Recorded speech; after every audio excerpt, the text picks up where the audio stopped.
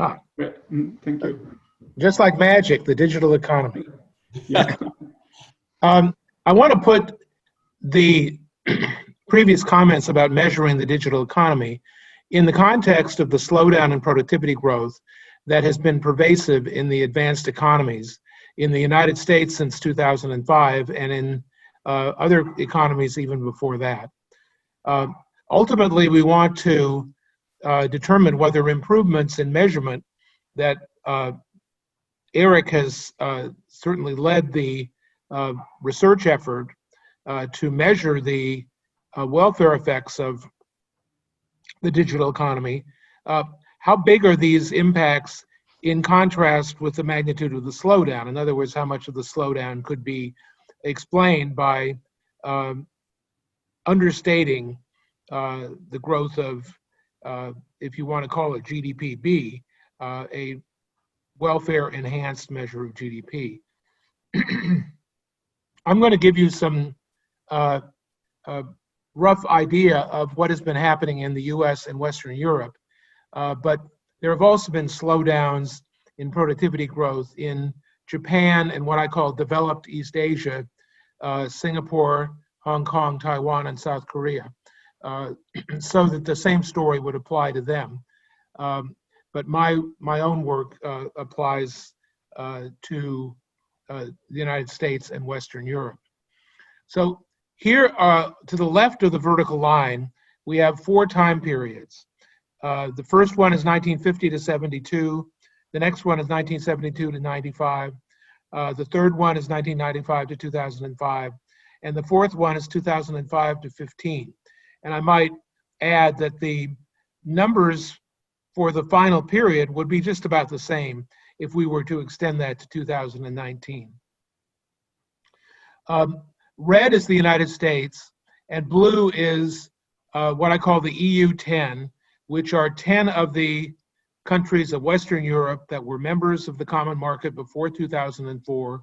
They include all of the big countries, the UK, France, Germany, Italy, and Spain. And here's the rate of productivity growth in these 4 periods. You'll notice for the blue bars, the EU, we've had a steady and continuous slowdown in productivity growth. Very rapid productivity growth at the beginning, much more rapid than the US, because initially after World War II, Western Europe had fallen way behind due to wartime destruction and also a long lag in the adoption of electricity and the internal combustion engine compared to the United States. Then the catch-up period in Europe gradually ended through the 1970s and 80s, followed by a continuous slowdown until we reach barely 0.5% growth per year in the final decade. The United States has had a zigzag pattern with modest growth in the first period, a much discussed productivity slowdown in the second period, a much discussed revival in the third period, and then finally another slowdown. Now, one of the things we have emphasized in our research, and I've done several papers now with a young graduate student, what we've emphasized is if you look at the first red bar and the second blue bar, you see they're almost the same. That Europe in the second period grew just about the same speed as the United States in the first period. And so what we call those are the 2 early periods, discounting the initial big blue bar as simply war-related catch-up and not relevant for more fundamental issues. Now, if you compare the initial United States experience of 2.5% with the second blue bar of 2.5% and compare them with the final period, you see the United States and Europe had almost exactly the same slowdown, down to the second decimal point.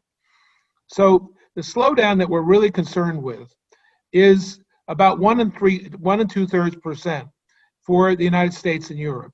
The fact that it's so close and so identical suggests that there is something fundamental going on of great magnitude, because essentially 2/3 of the productivity growth that had become typical in the early post-war years has been wiped out. And so when I refer to the early to late slowdown, I'm starting from two different periods, one for the United States and one for Europe. In our research, we've broken this down by industry, and we found that if you divide the economy up into commodities like manufacturing and utilities and mining versus the large service sectors, the slowdown in Europe versus the United States is just about the same in each of those two parts of the economy. The big puzzle on which we've written separately is the fact the United States had a revival in the late 1990s associated with the digital revolution, whereas Europe did not. And I can speak briefly to that in a moment. Here again are the same four time periods. The US with its zigzag pattern is on the top with total productivity growth shown by the width of the several colored bars. And the same is shown for Europe in the bottom half of the chart. And here we just divide up the responsibility for this productivity change into capital deepening in purple and total factor productivity, the effect of innovation, in green. And we see for the United States that there was very little impact of capital deepening, i.e. investment, in the first three periods. All the action was in total factor productivity. And then in the final period, it was a decline in both TFP and investment. For Europe, going from the first to the final period, we have the slowdown equally shared between TFP and declining capital investment. Now, one of the main points that I've made in talking about the slowdown is that investment is not strictly exogenous. We don't go off and look at interest rates or other kinds of monetary policy to understand what's happening to investment. There's strong feedback to investment, not only from population growth, which has been declining, but also from innovation itself. If innovation declines, then there is less incentive to invest. And that, I think, is one of the main reasons why investment slowed down so much, particularly after 2005. So again, in the United States, it's changing multi-factor productivity growth that does most of the explaining, with capital deepening for the US contributing mainly in the final period. For the EU10, it's a steady slowdown in both MFP and capital deepening. The orange colored little small segments in that graph were the effective composition of the labor force by age and sex, and that has very little effect. So what are some of the measurement issues? And here I'm going to focus on the United States because more work has been done to quantify the issue of measurement. It's widely agreed that price indexes for digital goods, particularly for computer hardware, have an upward bias. That is, official measures of the prices of computers don't decline fast enough. And that, it turns out, goes in the wrong direction if we want to explain why productivity growth has slowed down so much. Because the bias from this mismeasurement of computer hardware has gotten worse has gotten smaller for several reasons. And for a bias to get smaller goes in the opposite direction of what we're trying to explain. Now, one of the reasons why the bias has gotten smaller is that IT investment is simply a smaller share of GDP. And it's the nominal share of any given component of GDP that measures its importance. So the share of total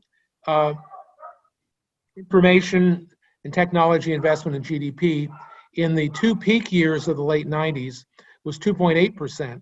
In the two most recent years, 2018 and 2019, it was only 1.9%. So it had fallen by a third. Thus, if there had been a regular, constant upward bias in price indexes for computers, the importance of that for GDP measurement would have declined. Now, in a measurement paper that discussed all this, written 4 years ago by David Byrne and co-authors, they showed that the measurement bias for labor productivity coming from IT investment had fallen by half from the late 1990s to the mid 2010s. And most of the remaining bias in price indexes for computers is in the semiconductor chips themselves, which are an intermediate good in the manufacture of final computer equipment, where the bias has become smaller. So this is one aspect of the measurement issue, that we're looking for bigger biases to explain the productivity slowdown, but so far we've found one source of a smaller bias. Now here's another really important thing, and this applies perhaps more for the United States than for some other countries, and certainly would not apply to China.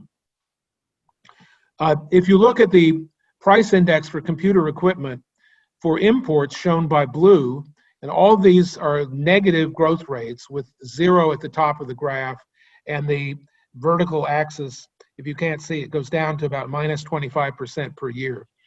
So very little decline in the import price index, rapid decline in the red line for domestic price of computers, and the average, which weights domestic and imported computer equipment production, is the black line in between. And you see that that black line gets a lot closer to the blue line at the end, reflecting the increased importance of imports. Well, we know that that import price index is nonsense. There's no way that import prices of computers could be declining so much less than domestic prices, when at the same time purchasing has been switching rapidly from domestic US production to imported computer equipment.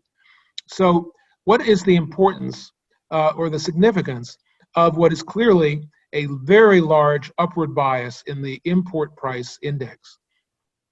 It's obviously got to be wrong, because imported computers, if anything, are getting cheaper than domestic computers. So let's say that the import price index is wrong and we replace it by the domestic price index for computers. There's no impact on GDP or labor productivity. We simply get more investment with faster declining prices, but also more imports, which are subtracted out of GDP. But what it implies is that because investment has gone up due to the faster decline in prices, we get more capital deepening given labor productivity growth. That implies less total factor productivity growth, thus deepening the mystery of why total factor productivity growth is growing so slowly in the wake of all this investment, all these patents. Here's something that goes along with the previous graph. I mentioned that the average gets closer to the imports. Here is the share of computer equipment investment in the United States from 2002 to 2013. And there was a massive shift right after the great financial crisis in imported reliance on imported computers. So again, this doesn't affect GDP or productivity. What it does is it raises investment and reduces measured total factor productivity. And if the imported component of computer output is 100%, that means that computer output is no longer part of GDP. So any further discussion of price index bias is irrelevant for GDP to the extent that we're talking about computer hardware. This does not affect anything that Eric talked about, free internet services. So let's just say a couple of things to conclude about free internet services. First of all, they're not free. Both telephone, smartphone subscriptions and Wi-Fi subscriptions do cost money. They're not part of marginal cost. They are a fixed cost that has to be taken into account.